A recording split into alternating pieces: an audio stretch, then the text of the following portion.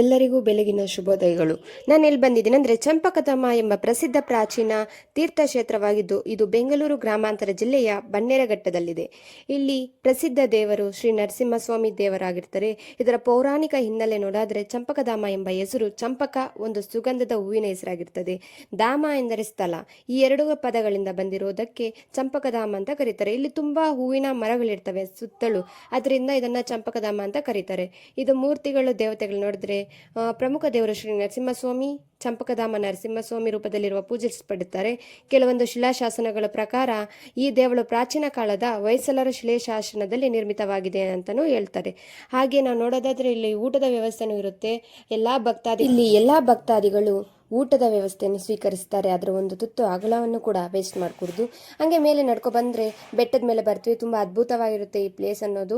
ಯೂನಿವರ್ಸಿಟಿಯಲ್ಲಿ ಓದುತ್ತಿರುವ ಒಂದು ಸ್ಟೂಡೆಂಟ್ಸ್ ಆದರೆ ಇದು ಬೆಸ್ಟ್ ಪ್ಲೇಸ್ ಅಂತಲೂ ಹೇಳ್ಬೋದು. ವಿಸಿಟ್ ಮಾಡಿ ಗೈಸ್, ಸಬ್ಸ್ಕ್ರೈಬ್ ಮಾಡಿ. Thank you.